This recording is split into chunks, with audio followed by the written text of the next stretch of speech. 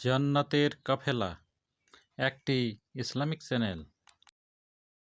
আসসালামু আলাইকুম ওয়া রাহমাতুল্লাহ। সম্মানিত দিনদার ভাই বোন বন্ধুরা, আল্লাহ তাআলার ৯৯টি সুন্দর গুণবাচক এবং ফজিলতপূর্ণ নাম রয়েছে। এই নামগুলি পাঠে অনেক উপকার, অনেক ফজিলত লাভ করা যায় ইহলৌকিক জীবনে এবং পরলৌকিক জীবনে। অনেক মঙ্গল, অনেক কল্যাণ সাধিত হয়। কাজেই নিয়ম করে আল্লাহ তাআলার এই নামগুলি পাঠ করা উচিত। আজকে আমরা যে আল্লাহ তাআলার নামটি নিয়ে আলোচনা করব, এটি হচ্ছে ইয়া রাউফু বা আল রাউফু।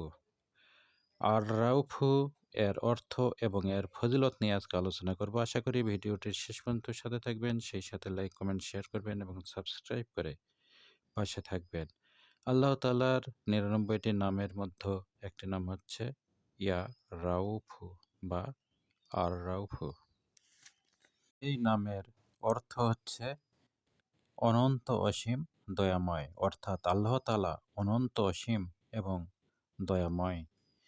এই নামের ফজিলতে বলা হয়েছে, নিজে কিংবা অন্যের ক্রোধ বা রাগ উপস্থিত হলে ১০ বার আল্লাহ তাআলার এই নামটি আর রাউফু পাঠ করলে এবং শরীরে ফু দিলে সঙ্গে সঙ্গে রাগ মোচন হয়ে যায়, রাগ দূর হয়ে যায়।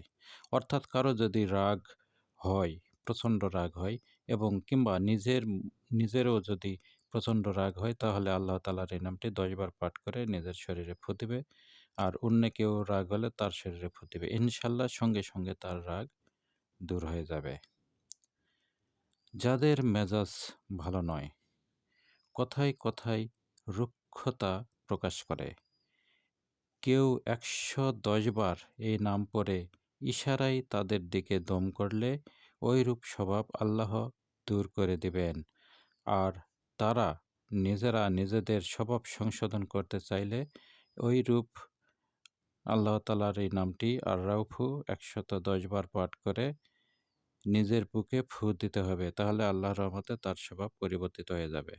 অর্থাৎ কারো যদি মেজাজ ভালো না থাকে, কথায় কথায় যদি খারাপ আচরণ করে, গালাগালি করে, তাহলে দূর থেকে ১১০ বার আল্লাহ তাআলার এই নামটি আর রাউফু পড়ে দূর থেকে ফু দিবে। ইনশাআল্লাহ সঙ্গে সঙ্গে তার স্বভাব আল্লাহ তাআলা তার বদস্বভাব দূর করে দেবেন। আর নিজেরাই যদি নিজেদের স্বভাবই যদি পরিবর্তন করতে চান, তাহলে আল্লাহ তাআলার এই নামটি ১১০ বার পাঠ করে নিজের বুকে ফু দিতে হবে। ইনশাআল্লাহ স্বভাব পরিবর্তন হয়ে যাবে। অর্থাৎ মন্দ স্বভাব, খারাপ স্বভাব পরিবর্তিত হয়ে ভালো স্বভাব, নম্র স্বভাব হয়ে যাবে।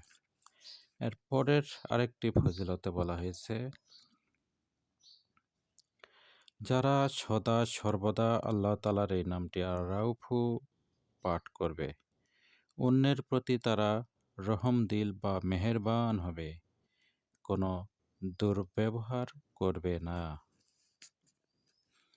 আল্লাহ তাআলার এই নামটির আরেকটি ফজিলতে বলা হয়েছে, কেউ যদি কোনো জালেমের কবল থেকে কোনো মজলুমকে ছাড়িয়ে আনতে চায়, তাহলে সুপারিশ করার আগে অন্তত ১০ বার, কমপক্ষে ১০ বার ইয়া রাউফু পাঠ করলে বিশেষ ফল পাওয়া যায়।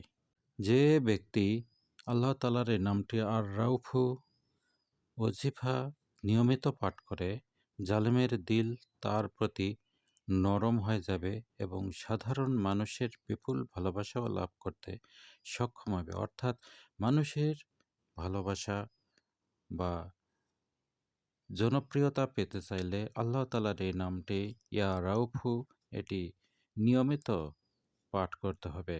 নিয়মিত এই নামটি পাঠ করলে জালেম বা কঠিন হৃদয়ের মানুষও পাঠকারীর প্রতি নরম হয়ে যাবে এবং সাধারণ মানুষ সকলেই তাকে ভালোবাসবে। এরপরের আরেকটি ফজিলতে বলা হয়েছে, কেউ যদি শুদ্ধ অবস্থায় অর্থাৎ পাক পবিত্র অবস্থায় ১০ বার দরুদ শরীফ এবং ১০ বার ইয়া রাউফু পাঠ করে, তাহলে তার ক্রোধ অবদমিত হয়ে যায়, অর্থাৎ তার রাগ অবদমিত হয়ে যায়। অন্য ক্ষুব্ধ ব্যক্তির উদ্দেশ্যে ফু দিলে সে ব্যক্তিও শান্ত হয়ে যাবে। অর্থাৎ কোনো অত্যাচারী বা রাগী ব্যক্তি আপনার উপর যদি রাগ হয় বা অন্যায় ব্যবহার করে, তাহলে ১০ বার পাঠ করে তার দিকে ফু দিবেন দূর থেকে। তাহলে তার রাগ দূর হয়ে যাবে, সে শান্ত হয়ে যাবে এবং আপনার সাথে উত্তম ব্যবহার করবে।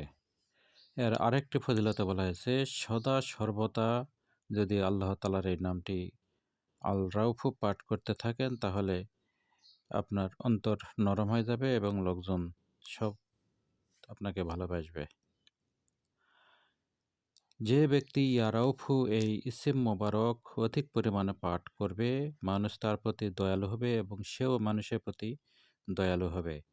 ১০ বার দরুদ শরীফ পড়ে আল্লাহ তাআলার এই নামটি আর রাউফু ১০ বার পাঠ করবেন।